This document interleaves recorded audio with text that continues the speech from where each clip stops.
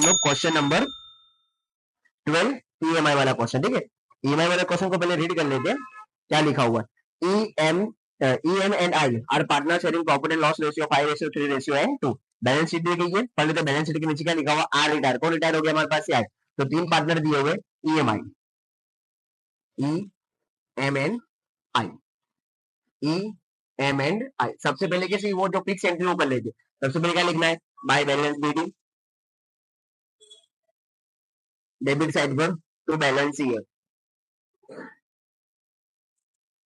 Cash account के debit side पर to balance BD and credit side पर by balance year. यहाँ पे लिख देना है कैपिटल, यहाँ पे लिख देना है कैश बैंक।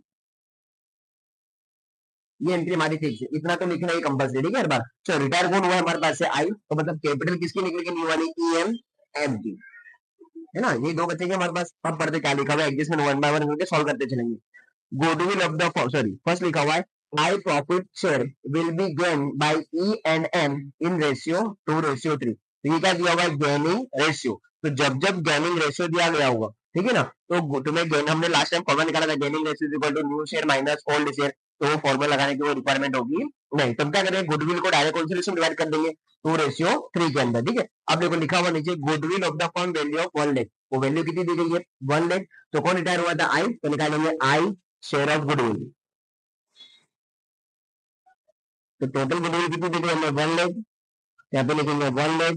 अब चेक करेंगे आई का रेशियो कितना दिया कंपनी के अंदर, तो आई का रेशियो में ओल्ड रेशियो लिख लेते हैं, कितना दिया हो, 5, 3 and 2 लिख लेंगे यहाँ पर, 5, 3 and 2।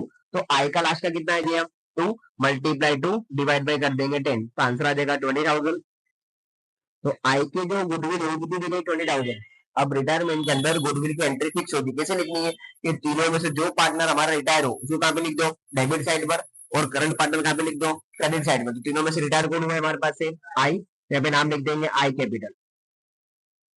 अब जिसका नाम लिखते हैं उसमें क्या कर देता है हमेशा, डैश। करंट पार्टनर कौन है हमारे पास, ई और M, E capital and M capital. जिसका नाम लिखा उसमें क्या कर देंगे, डैश कर देंगे। ठीक है, चलो गुडविल की अमाउंट कितनी थी हमारे पास, 1 लाख। कितना आंसर आया उसका, 20,000। क्या रेशियो दिया उनका, 2:3। तो डिवाइड करेंगे 20,000 को 2:3 में, डिवाइड बाय 5 करेंगे, देखो 8,000 एंड 12,000, 8,000 एंड 12,000। चलो स्टार्ट करेंगे, तो हम कैपिटल चेक कर लेते, देखिए कैपिटल उनकी 60,000, 30,000 एंड 50,000। कैश बैलेंस भी चेक करेंगे, कैश बैलेंस कितना दिया था हमें, कैश बैलेंस दिया 22,000। ठीक है, हमने पहले नाम लिख दिया, अमाउंट लिखना बाकी थी। चलिए अब आते हैं नेक्स्ट क्वेश्चन के ऊपर। Bad debt reserve on debtor is to be increase by 10%। ठीक है ना, इंक्रीज करना है इस बार। तो चेक करेंगे पहले डेप्टर्स कितना दिया हुआ है। डेप्टर्स की वैल्यू हमें दी गई है 40,000 माइनस BDR, निकालेंगे इसका 10%। तो 40,000 का 10% आ जाएगा 4,000। ये तो हो गई करंट ईयर की। अब देखो वर्ड क्या बोला हुआ है कि bad debt reserve on debtor is to be increase by 10%, यानी कि जो बैड डेट है वो तो रहेगी। करंट ईयर में कितना बढ़ा देना उसमें, 10% और इंक्रीज करना है। तो लास्ट ईयर कितना हमारा था बैड डेट 2,000, वो तो सेम रहेगा, बट करंट ईयर का कितना आ रहा है 4,000, तो उसमें क्या करना है और इंक्रीज करना है। तो 4 + 2 कितना हो जाएगा, टोटल मिला करके 6,000। तो बाहर कितना आ जाएगा, टोटल आउटर कॉलम में 34,000। तो करंट ईयर में कितना हो गया हमारे पास 6,000, लास्ट ईयर कितना था 2,000, तो एक्स्ट्रा लॉस कितना हुआ हमें सिर्फ 4,000 का। तो बैड डेट लिख देंगे रिवोल्यूशन में डेबिट साइड पर, BDR बैड डेट रिजर्व 4,000। तो जब जब इंक्रीज करने का बोलेगा ना, तो कैलकुलेटर का आंसर और जो बुक में दिएगा आंसर दोनों प्लस करना है, फिर यहाँ पे लिखना है। ठीक है, उसके बाद लिखा हुआ है बिल्डिंग इज वैल्यू 110%। तो चेक करेंगे पहले बिल्डिंग की वैल्यू कितनी दी गई है। तो बिल्डिंग की वैल्यू हमें दी गई 120,000। ठीक है, अब देखो दो तरीके करने के सीखेंगे, डायरेक्ट परसेंटेज से निकालेंगे। अब परसेंटेज देखो 100 से ज्यादा दिया होगा, तो सिंपल सी बात है उसमें क्या होगा, इंक्रीज होगा। और 100 से अगर कम है तो क्या होगा, उसमें डिक्रीज हुआ होगा। तो 100 से कितना ज्यादा दिखाई दे रहा है, 10%। तो तुम 10% निकाल लो तो इंक्रीज लिख सकते हैं, प्लस इंक्रीज 10% आ जाएगा 12,000। इस तरीके से कर सकते हो। या फिर क्या कर सकते हो, टोटल अमाउंट कितनी 120,000 है, उसका कितना परसेंट निकाल दो, 110% निकाल दो, तो डायरेक्ट आउटर कॉलम में आ जाएगा 1,32,000। तो 10% निकाल के अंदर लिख दो, फिर प्लस करके बाहर लिख दो, या डायरेक्ट कितना निकालते हैं 110%, तो आउटर कॉलम में कितना आएगा 132, तो दोनों के बीच का डिफरेंस यहाँ पे 12,000 आ जाएगा। इंक्रीज हुआ तो रिवोल्यूशन में क्रेडिट साइड पर बाय बिल्डिंग कितना प्रॉफिट हो गया हमें 12,000 का। नेक्स्ट क्वेश्चन लिखा हुआ है value of machine is to be reduce by 10%। चलो कितनी वैल्यू दी गई मशीन के अंदर चेक कर लेंगे। मशीन दिया 80,000, क्या लिखेंगे मशीन 80,000। अब क्या रिड्यूस करना है तो माइनस करना पड़ेगा, लेस कितना परसेंट 10% आ जाएगा 8,000, तो आउटर कॉलम में आ जाएगा 72,000। लॉस हो गया हमारे लिए, तो रिवोल्यूशन में कहां पे लिख देंगे डेबिट साइड पर मशीन 8,000। नेक्स्ट लिखा हुआ है annual insurance premium 24,000 is paid for year and 36 2017। तो टोटल तो तुमने इंश्योरेंस प्रीमियम पे किए वो ईयरली, कितनी ईयरली 24,000, एक साल का तुमने पे किया हुआ, और उसका ईयर एंड कब हो रहा है 36 2007 यानी कि जून में कंप्लीट हो रहा है। कब कंप्लीट हो रहा है जबकि हमारी कंप्लीट मार्च में बदल जाती है। तो हमें जो भी प्रीमियम पे करना था इंश्योरेंस का वो मार्च तक ही पे करना था, तो हमने एडवांस पेमेंट कर दी है। तो एडवांस कितनी पेमेंट करी वो निकालनी पड़ेगी, ठीक है। तो हमारी कंपनी बंद होती है 31 मार्च 2017 को हमारी कंपनी हो गई बंद, है। और हमने पे कब तक करा 36 2017, यहाँ तक हमने पे कर दिया है। तो इन दोनों के इसमें डिफरेंस कितने मंथ का आ रहा है 3 मंथ का, तो मल्टीप्लाई करेंगे 3 और डिवाइड बाय कर देंगे 12, तो आंसर आ जाएगा 6,000। यानी कि हमने कितना इंश्योरेंस प्रीमियम एडवांस पेमेंट कर दी है 6,000, उसे कहते हैं प्रीपेड। क्या कहते हैं प्रीपेड, तो रिवोल्यूशन में क्रेडिट प्रीपेड, क्या प्रीपेड करा हुआ है इंश्योरेंस प्रीमियम कितना 6,000। सेकंड एंट्री आती है उसकी एसेट्स में प्रीपेड इंश्योरेंस प्रीमियम 6,000। ऐसे में मंथ कैसे निकाले। चलिए नेक्स्ट लिखा हुआ है E and M will maintain total capital of the firm 1 lakh.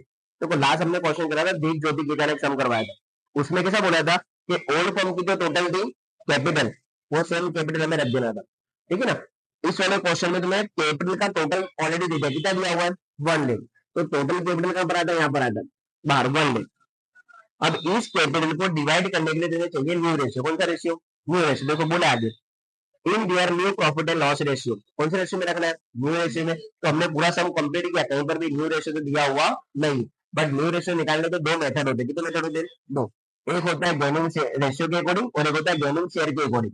जब रेशियो दिया गया होगा उसको उसके दो स्टेप सॉल्व करने के, और जब तुम्हें क्या दिया होगा गेनिंग शेयर दिया गया तब उसका एक स्टेप सॉल्व करना है, ठीक है। तो देखो स्टेप ध्यान रखना, ठीक है, कैसे कैसे सॉल्व करेंगे। तो यहाँ पे देखो ऊपर क्या दिया हमें गेनिंग रेशियो दिया ना, इस गेनिंग रेशियो को तुम्हें पहले कन्वर्ट करना पड़ेगा गेनिंग शेयर में, किसमें कन्वर्ट करना पड़ेगा गेनिंग शेयर में। तो निकालेंगे हम लोग current partner gaining share, current partner gaining share, किसका निकालेंगे हम लोग करंट पार्टनर। तो करंट पार्टनर तुम्हारे पास ई और एम।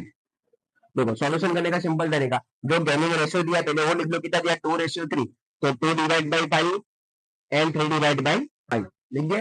अब इसका मल्टीप्लाई तुम्हें करना है जो पार्टनर हमारा रिटायर हुआ है, किसे मल्टीप्लाई करेंगे पहले तो गेनिंग रेशियो लिखना, फॉर्मूला क्या है उसका retire partner share multiply gaining ratio, क्या फॉर्मूला है retire partner share multiply gaining ratio. तो गेनिंग रेशियो हमने लिख दिया, मल्टीप्लाई के किससे करेंगे रिटायर पार्टनर के शेयर से, तो रिटायर कौन हुआ था आई, उसका शेयर कितना दिया है 2, तो 2 डिवाइड बाई कितना आ जाएगा 10, तो यहाँ पर भी 2 डिवाइड बाई 10, मल्टीप्लाई की साइन है तो सेम से मल्टीप्लाई करेंगे, तो 2 मल्टीप्लाई 2 कितना हो जाएगा 4, 10 मल्टीप्लाई 5 करेंगे तो 50, 3 2 जा 6 डिवाइड बाई 50, ये क्या गया हमारे पास गेनिंग शेयर, क्या गया गेनिंग शेयर। अब इसमें से निकालेंगे न्यू शेयर, तो new share is equal to इसका फॉर्मूला होता है ओल्ड शेयर प्लस गेन, क्या फॉर्मूला होता है ओल्ड शेयर प्लस गेन, ये भी किसका निकलेगा ई और एम का ही निकलेगा।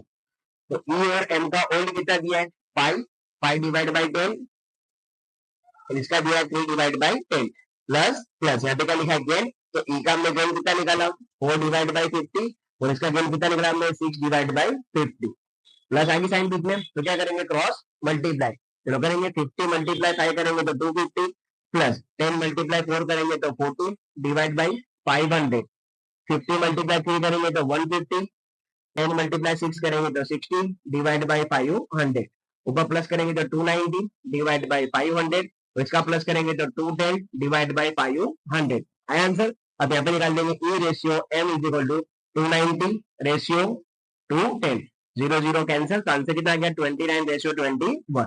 ये कौन सा रेशियो आ गया इनका, न्यू शेयर का रेशियो, ठीक है। चलो 1 लाख टोटल कैपिटल थी, डिवाइड करेंगे 29:21, तो 29 प्लस 21 करेंगे तो 50, 1 लाख डिवाइड बाय 50 करेंगे तो 2, 29 मल्टीप्लाई करेंगे तो 58,000 एंड 21 से मल्टीप्लाई करेंगे तो 42,000। ऐसे में अब ये कैपिटल हम कहां से देख के लिखते थे, यहाँ से कैरी फॉरवर्ड करेंगे यहाँ पर उसको 58,000 एंड 42,000, कंप्लीट, क्लियर। चलिए अब आते हैं हम लोग बैलेंस शीट के ऊपर। सबसे पहले क्या लिखते हैं हम लोग, कैपिटल ऑलरेडी लिख दिया हमने, उसके बाद क्या लिखा हुआ, रिजर्व फंड, ऑल पार्टनर में डिवाइड होता है, तो डिवाइड करेंगे ऑल रेशियो में, रिजर्व फंड,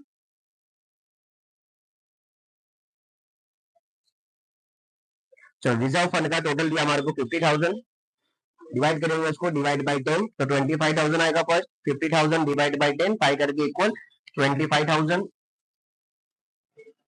फिर आ जाएगा 15,000 और फिर आ जाएगा हमारा 10,000,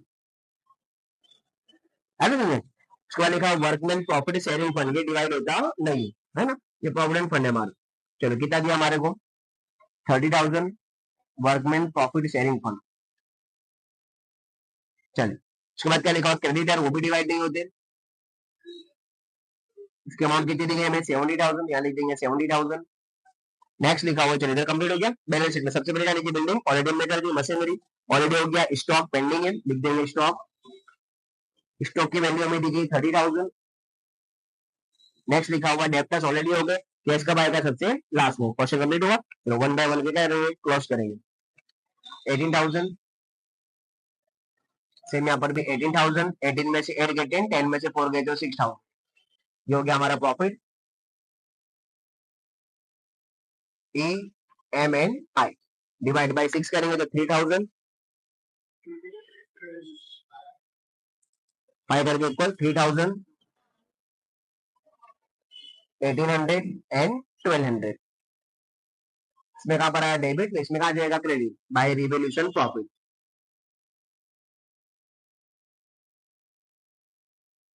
कितना गया 3,000, 1,800 एंड 1,200। अब इन तीनों में सबसे पहले किसको क्लोज करेंगे, जो रिटायर हुआ, रिटायर कौन हमारा आई, चलो आई काउंट करेंगे 50,000, 8,000, 12,000, 10,000 एंड 1,200। आंसर आया 81,200, 81,200, 81,200। ऊपर कोई अमाउंट है हो तो पहले क्या करनी पड़ेगी, माइनस, नहीं हो तो सेम लिख देंगे 81,200।